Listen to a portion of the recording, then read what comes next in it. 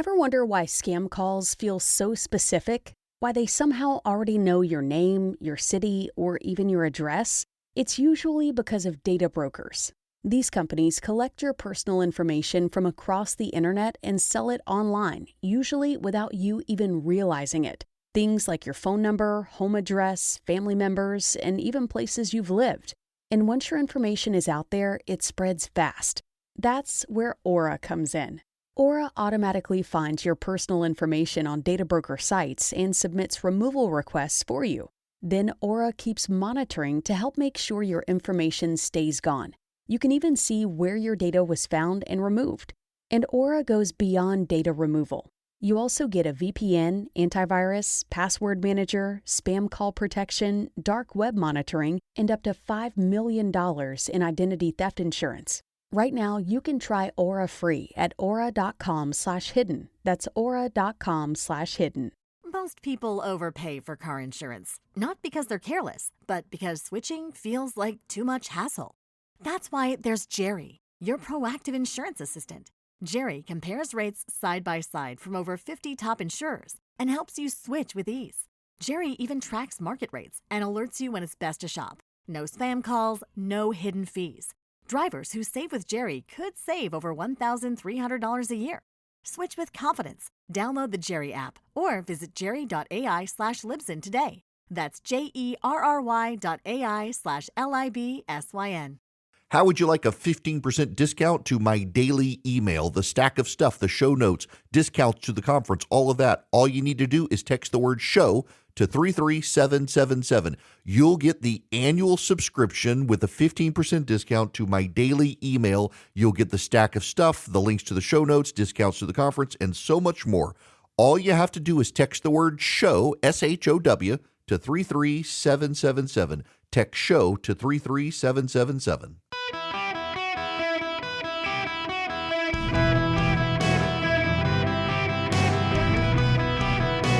Welcome to the Eric Erickson Show podcast, Hour 1.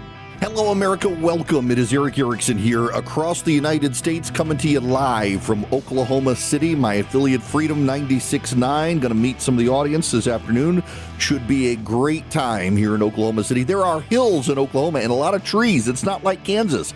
It's not like flat and nothing as parts of Texas. Was delighted, although I got to tell you, there is nothing between Tulsa and Oklahoma City. But it was a beautiful drive and great people. It was a great time in Tulsa last night. Now, we've got to begin not with the Iran deal. I'll get to the Iran deal. And actually, I do have a question, and I want to start the show with this question. We went after Iran's military targets, correct? All we did in the war, the administration, the Israelis, our Arab allies all made the point that we only targeted military assets in Iran. We did not go after civilian targets. In fact, the president threatened to go after bridges and power plants and roads and then chose not to. We only targeted military targets.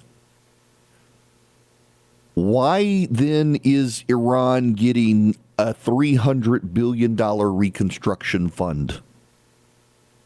What is Iran reconstructing with $300 billion if we only targeted the military targets? Ponder the question. Instead, we're going to talk about the Supreme Court. Now, I'm going to nerd out a little bit with you here. And some of you are going to say, Erickson, this doesn't matter. No. You will be made to care. I, your host, will make you care. The Rooker-Feldman doctrine. Rooker-Feldman for the win. Rooker-Feldman reared its head today in the Supreme Court. And I got to give you the divide here. I'll explain Rooker-Feldman. So, everyone always says, it's a conservative Supreme Court. No. This is a huge case, and it's a 5-4 case. Let me give you the majority. Sonia Sotomayor wrote the opinion, joined by Ketanji Brown Jackson. Who do you think was in the majority with Sonia Sotomayor and Ketanji Brown Jackson? Your natural inclination is maybe Kagan, maybe Barrett, maybe Roberts. No, friends, no. Justices Thomas, Alito, and Kavanaugh signed on to the decision written by Sonia Sotomayor and joined Ketanji Brown Jackson. In the minority, the dissent was written by Amy Coney Barrett, who was joined by John Roberts, Elena Kagan, and Neil Gorsuch. And it was over the Rooker-Feldman doctrine, which is not a doctrine that most people would be familiar with, but it's actually a very big and important doctrine, and it's a very good decision. And Sotomayor got it right. And I understand Barrett's decision. I read the dissent, but I should say I skimmed the dissent, but Barrett writes in such an easy way to understand. You can understand, but I think she got it wrong. This is a big deal. This is a big deal for all of you.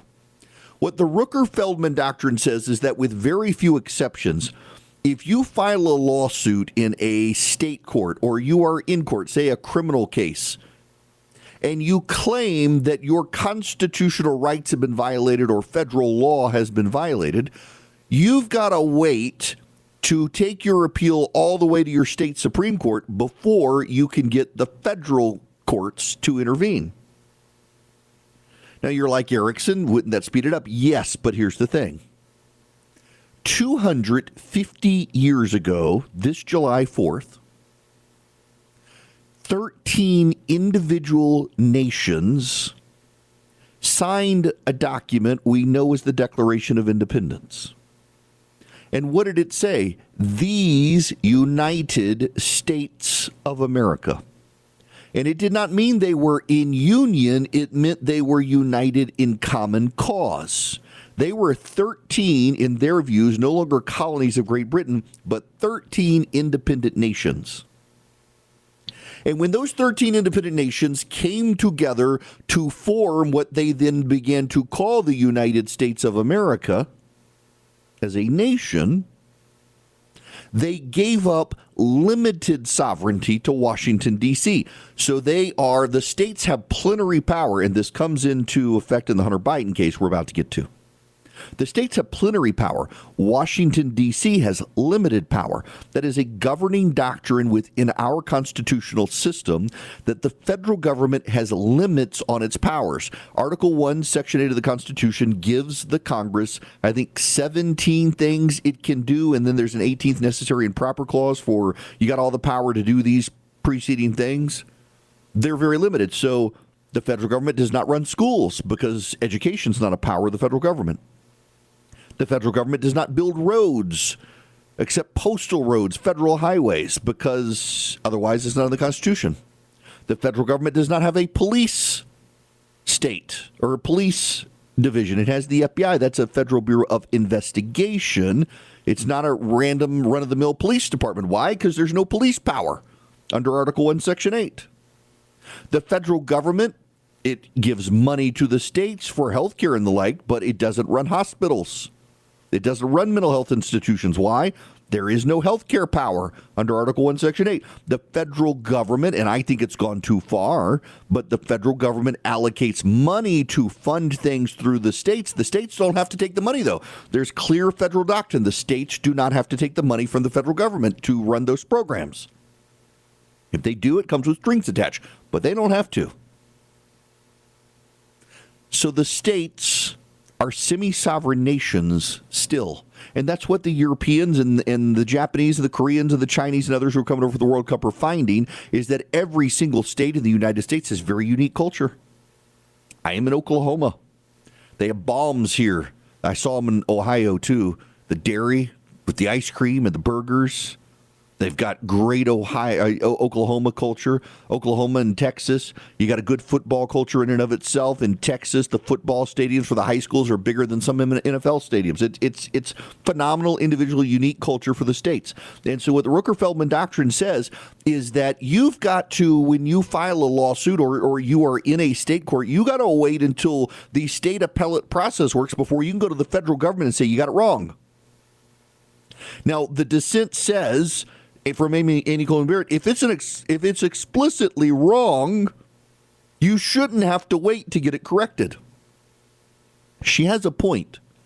But I think the point that Sonia Sotomayor makes with Thomas and Alito on her side and Kavanaugh is that there are two separate systems of government in the United States. There's a state system and there's a federal system, and they are working in common cause and not cross purpose. And you can't turn federal district courts into courts of appeal for state court decisions, or that negates the whole idea that the states are semi-sovereign entities. If the federal district court can override a state court on whim, that negates that the state courts are part of a separate country than the federal courts. And that is essentially the case, that the state courts are semi-sovereign entities. It's a great decision by the courts. Does it slow down a process of appeals? Yes, it does. That's one of the concerns of the minority. But it respects the federal system. It respects the fact that the states are semi-sovereign entities. It was a very good decision, and it upholds the Rooker-Feldman doctrine. The Rooker-Feldman doctrine says that the state courts are distinct entities from the federal courts, and the federal government cannot intervene to review state court decisions until the appellate process is reviewed. It's an obscure doctrine from the Supreme Court. It's only come up in two cases, the Rooker case and the Feldman case, and today it's come up in the third case, the University of Maryland case, and it's a good decision. Now, the other decision from the Supreme Court today, we'll get to the Hunter Biden one here. This second case is called the Hunter case. I think Clarence Thomas is wrong in this case. So I was a criminal defense attorney. I did indigent criminal defense. Never actually went to a criminal trial. We always took a plea. Every single indigent criminal defendant I worked with was guilty. Let's just be honest here. They were all guilty. But there are situations, you probably are aware of situations, where you get involved with the federal government, and the federal government or the state government and a district attorney is so powerful and has so much leverage that you take a plea deal. You're like, I'm not guilty, but I will go bankrupt and ruin my family if I try to fight this, and so I will plead to lesser charges just to get on with my life. That happens all the time. It does happen all the time. It is unfair, but it is the nature of the process when you have a heavy-handed DA. And over time, the Supreme Court has made it easier for district attorneys to do that. So what about this situation? You take a plea. They present you all of the evidence. And the evidence is overwhelming and it's damning, and you think that it's wrong. But you're middle class. You have kids in private school. You have car payments. You don't own your own business. You're an employee. And the government says, here's all the evidence we have against you. And you say, I didn't do it. I didn't do it. And they say, this is all the evidence. And it is beyond a reasonable doubt that you did this. Look at the evidence. And you say, the evidence isn't real. This isn't true. And they say, well, you can fight it in court. And you go to a lawyer, and the lawyer says, well, I need a $50,000 retainer. You make $50,000 a year. You don't have the retainer. So the district attorney comes along and says, listen, if you plead to lesser offenses, we'll put you on probation for 6 months. You don't have to go to jail. Or you take the plea, you agree not to appeal the decision, you take the 6 months probation, and all of this will go away. And you say, it's either bankrupt my family or take 6 months probation. You're not going to go to jail. You're going to have lesser charges. You may give up your right to vote for a year. You may have first offender status, so it's all going to go away. Your record's going to be expunged. But I got to suck it up. I'm innocent. I didn't do it, but I can't prove it. I can't fight it. I don't know how they got this evidence. And so you plead guilty, and you go on probation, and you have agreed you will not appeal the case.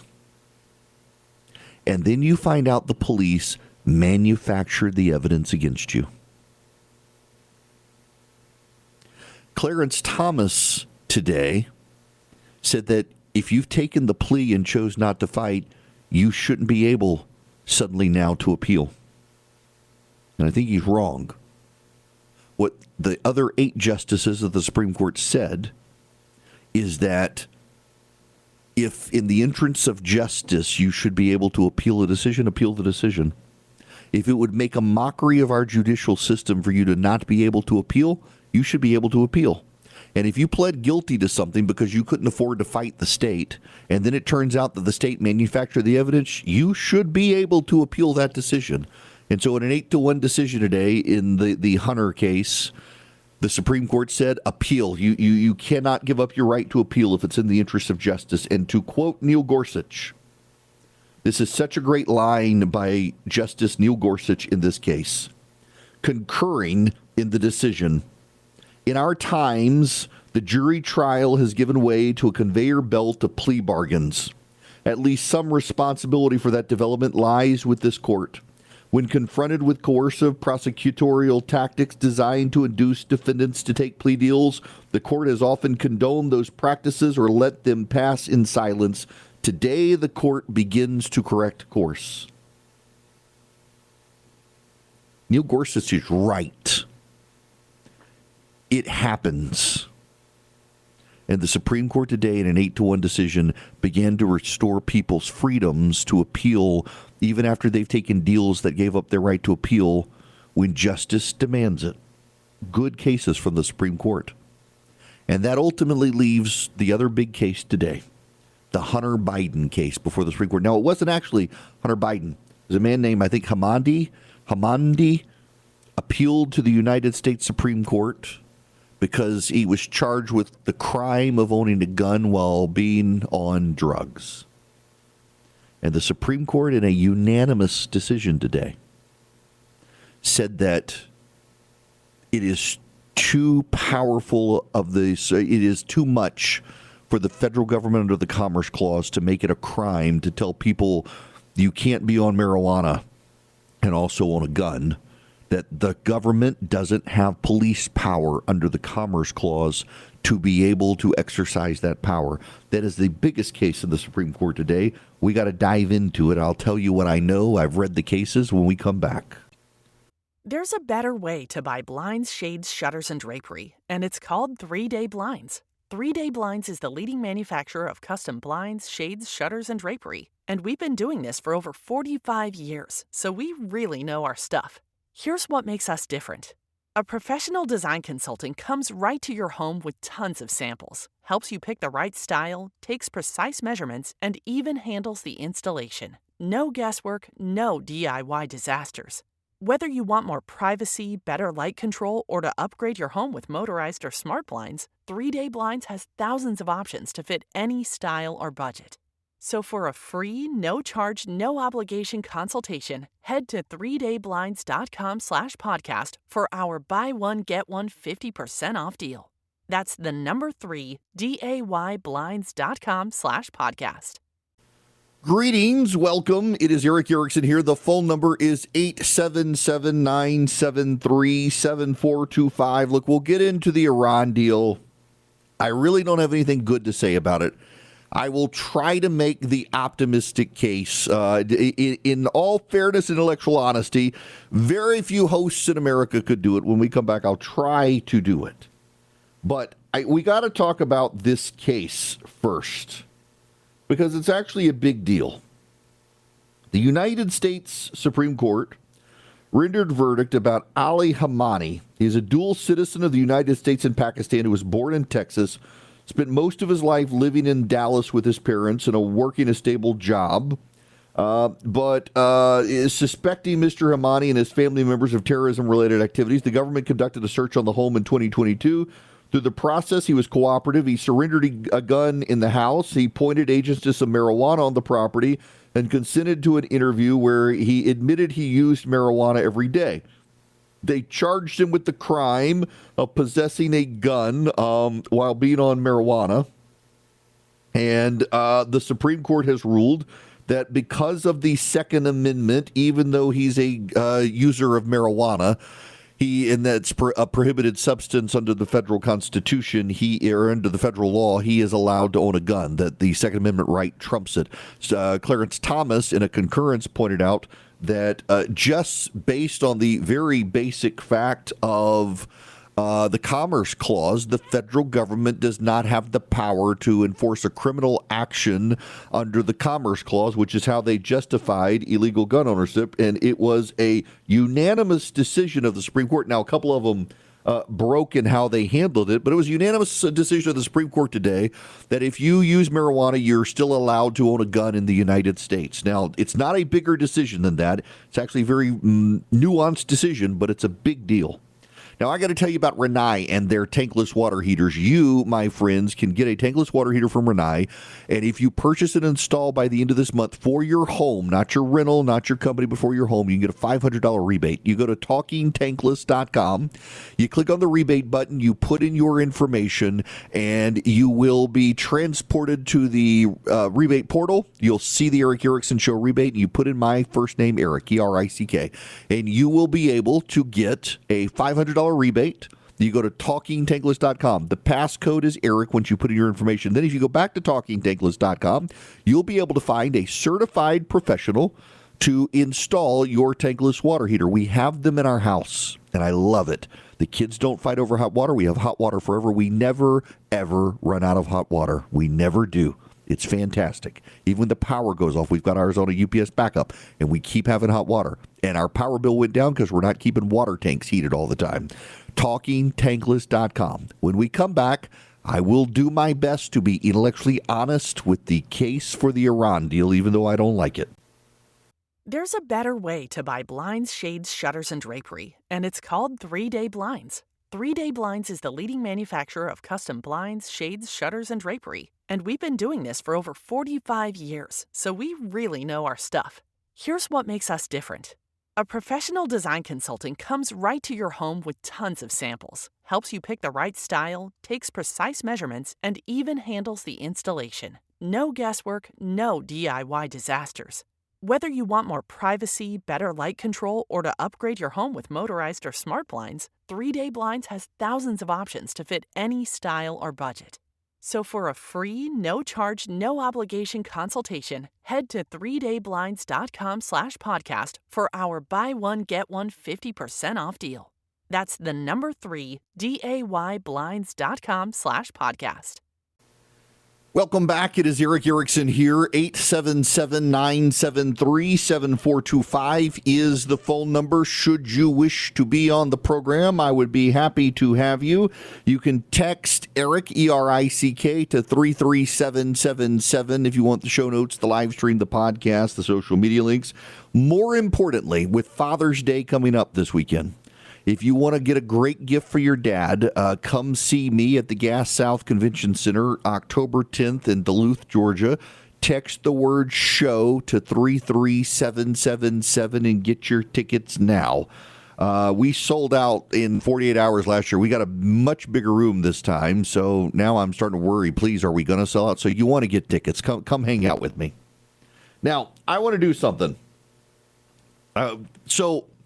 Here's the thing that I despise. I despise the water carriers who can only regurgitate the talking points. I don't think you learn anything. You can make a lot of money by lying to people who want to be lied to. In fact, it's what so many of the podcasters do these days. They tell you what you want to hear, even if it's not true. I can make a comfortable living telling people the truth who want to hear the truth, but probably go bankrupt telling the truth to people who want to be lied to. I try to tell you the truth. One of the things that I think intellectually that all of us should be able to do is to fairly make the case for the other side. It's something that the pro-life community for years could do that the pro-abortion community could not do. Pro-lifers understand and articulate the objections of the pro-abortion side far better than the pro-abortion side does the pro-life side. It's one of the reasons the pro-life side can win the argument 9 times out of 10 is because we actually know the other side's arguments. When you go to law school and you learn to argue cases, one of the things they make you do is argue both sides. When you become a lawyer, you learn to make the case for both sides. And so I want to make the case for the Iran deal. Going into it, I want you to know I don't agree with anything I'm about to say, but I know some of you will. But let me fairly and honestly, intellectually, as best I can, do this. I want you to know I have been chewed out and cussed out by members of this administration in the last 24 hours for opposition to this deal. Bullied, badgered, and cajoled.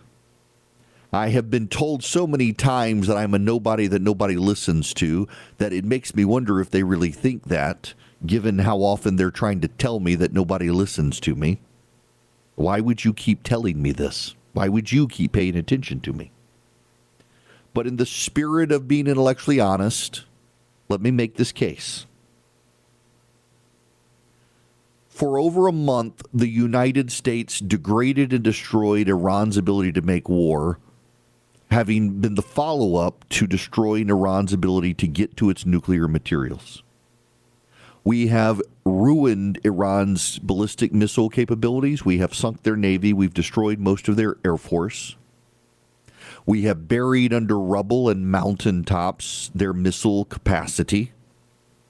We have deeply undermined Iran's ability to make war on its neighbors. We have cost Iran so much money, we have deprived it of the money to send to Hamas and Hezbollah and the Houthis and the terrorism archipelago it has built through Syria and Iraq, funding militias.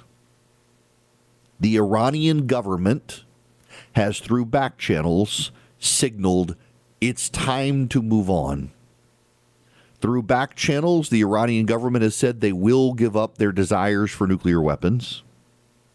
And through back channels, the Iranian government has signaled that they will give up their ambitions to wage war against Israel. The Iranian government cannot be trusted, but over the next 60 days, we will negotiate standards by which the agreement will be carried out such that we will be able to inspect their progress and we will be able to dilute their nuclear materials such that it can't be used for nuclear weapons.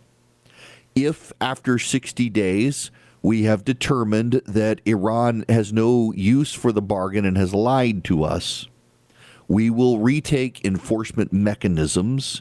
We will begin bombing Iran again, and we will bring this government to its knees.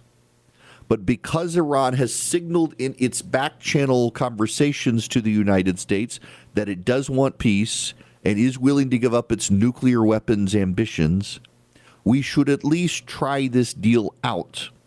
Because were we to continue the present status quo, we could turn the entire world into a depressive state economically because nations were running out of oil and we needed to reopen the Strait of Hormuz and get the oil flowing again.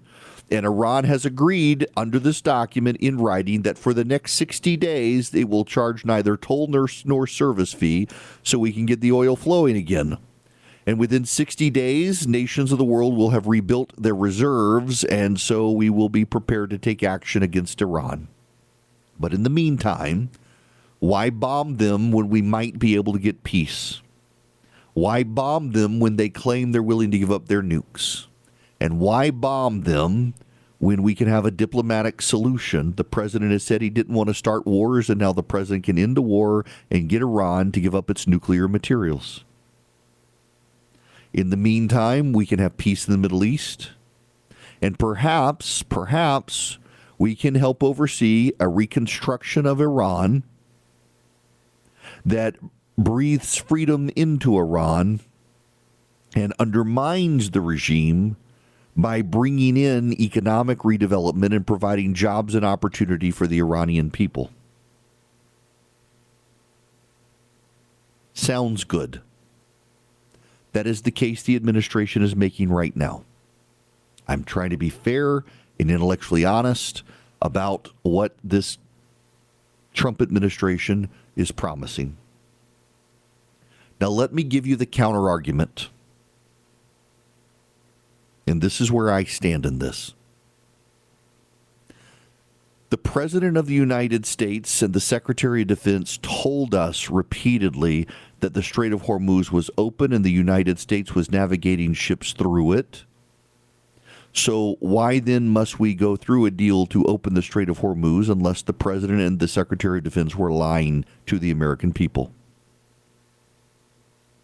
And if Iran had closed the Strait of Hormuz and now says after 60 days it will begin to apply a toll but will be called a service fee, aren't we providing Iran funds to fund terrorism?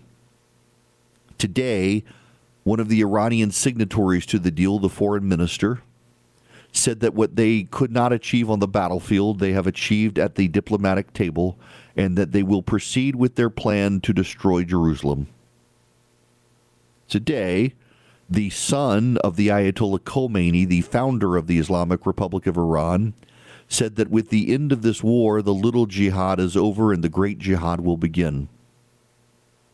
Yesterday in Congress, the Secretary of State sent word that Iran has been overwhelmingly using its oil revenue to fund Hezbollah, Hamas, the Houthis, and the terrorist archipelago that exists between Iraq and Syria, and that the Iranians have also been spending their money on a cyber terrorism regime that could also cripple the United States electronically, and they've been using their oil revenue for that. And in fact, the primary payment of oil revenue from Iran is for terrorism, not economic development. And the United States has agreed to allow them to sell oil effective immediately. The State Department sent that notice to Congress yesterday, despite signing the deal. Additionally, the Iranian government has for years been committed to Mahdiism. Mahdiism is a fringe belief within Islam, but it is the mainstream, mainline belief of the Iranian government. And Mahdiism is that the Iranian state exists to make the path plain for the Mahdi to return. That is, for Christians, the Antichrist. That is, for Muslims, the salvific figure who will cast out the infidel to hell and cleanse the world for Islam. And the Iranian government believes that it is its purpose to make plain the path of the Mahdi by doing two things: driving the United States out of the Middle East and destroying Israel. It is a salvific by faith view, and the Iranian government has elevated into the leadership of the military, the leadership of the militia, and the leadership of the government people who adhere to that view. Part of that view is that the Iranian leaders can say and do anything, no matter how untrue it is, in order to advance the mission of bringing back the Mahdi. It is something called taqiyya, and they believe that they can lie, cheat, and steal without being sinful against Allah because it advances the purposes of Allah to bring back the Mahdi.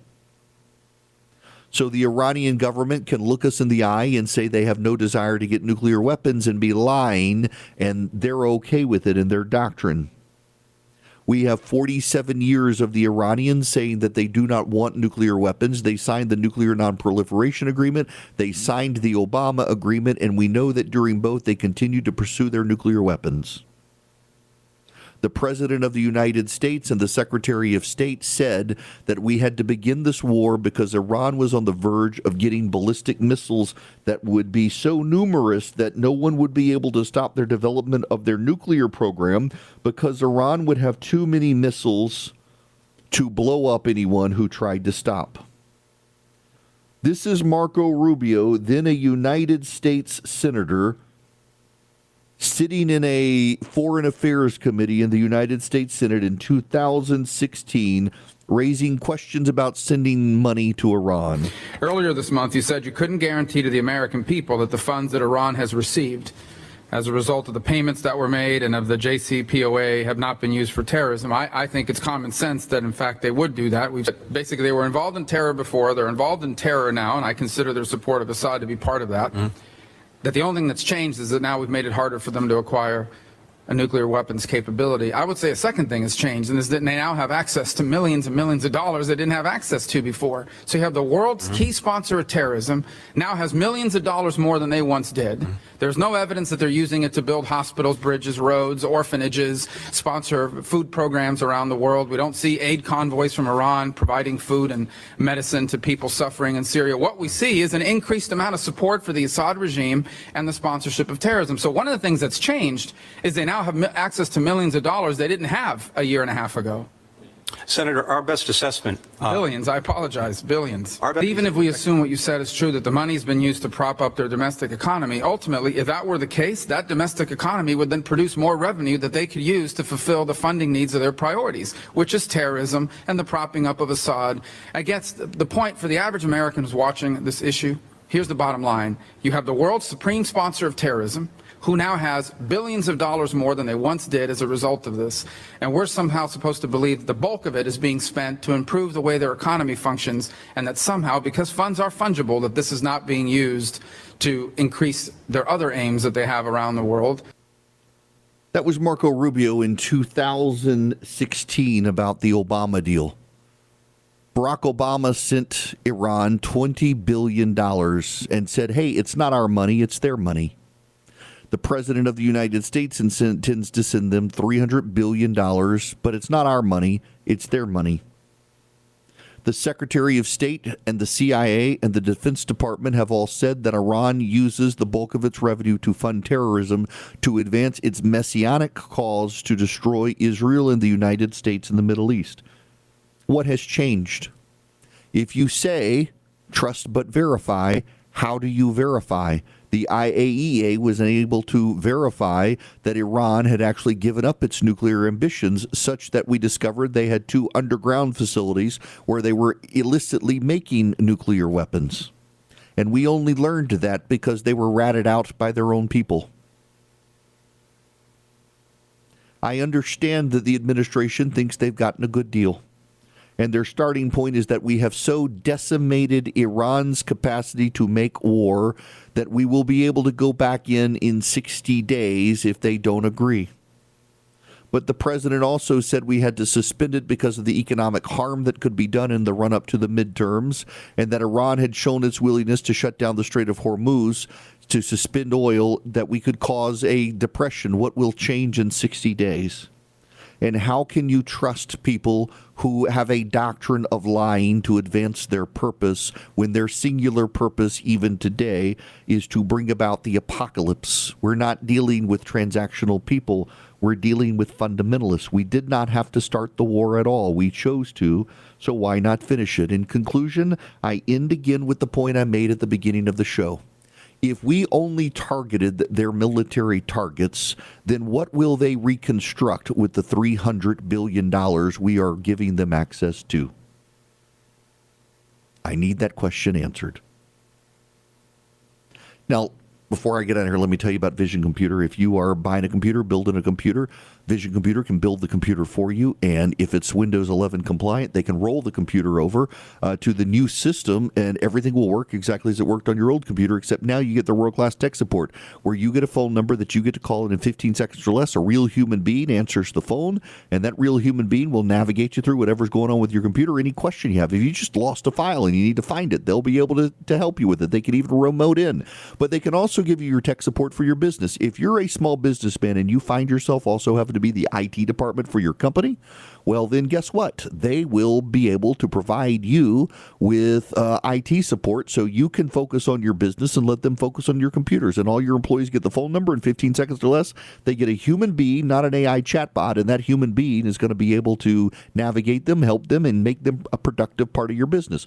And they can do the same thing for your elderly parent or your kid at college. If you get the computer from them, it comes for free. Even if you get the computer for your business from them, it comes for free, and they help anybody nationwide. Call them at 404-COMPUTE. Tell them Eric sent you. 404-COMPUTE or visioncomputers.com. There's a better way to buy blinds, shades, shutters, and drapery, and it's called 3-Day Blinds. 3-Day Blinds is the leading manufacturer of custom blinds, shades, shutters, and drapery. And we've been doing this for over 45 years, so we really know our stuff. Here's what makes us different. A professional design consultant comes right to your home with tons of samples, helps you pick the right style, takes precise measurements, and even handles the installation. No guesswork, no DIY disasters. Whether you want more privacy, better light control, or to upgrade your home with motorized or smart blinds, 3-Day Blinds has thousands of options to fit any style or budget. So for a free, no-charge, no-obligation consultation, head to 3dayblinds.com/podcast for our buy one, get one 50% off deal. That's the number 3, dayblinds.com/podcast. Welcome back. This is a short segment because I was bad with clock management. Charlie's going to lecture me. This hour of the program is brought to you by Van Allen Golf. Text golf to 33777. Get a link. They are an excellent gift for Father's Day. Yes, they are. Text golf to 33777. Okay, look, When we come back, I'm happy to answer any of your questions on the Iran deal. I will say something that I really disagree with is the level of bullying now from the administration to people who are otherwise supportive of the administration but questioning the deal. I understand those who are trying to give them the benefit of the doubt here, but I just think after 3 days of telling us this deal wasn't the deal and then it is the deal, that probably don't need to give them as much of a benefit of the doubt as some are giving them. We can talk about that, and I will take your phone calls. We've got much more to discuss as well, including a wild swing in the idea of work from home. The new data actually shows it's actually not a great idea. We'll get to that on the economic news, too. First, I got to tell you about Chapter. If you're 64 or older, and you are looking at Medicare and you see that Medicare costs have gone up and you want to get a new plan, but you're not sure who to talk to Chapter. It's a free 20-minute phone call with them. And here's what they do that sets them apart from everyone in the industry. They actually look at every national plan. They look at who your doctors are right now, what your prescriptions are right now, your life right now, and they find every program that matches your life right now and then finds the ones that will save you money. And the average person saves about $1,100. If you're happy with your plan, don't worry about it. But if costs keep going up for you and you want to see what else is out there, it's a free 20-minute phone call. Go to askchapter.org/Erickson, askchapter.org/ERICKSON. Don't wait for someone to trust you to call you. Call them at askchapter.org/Erickson.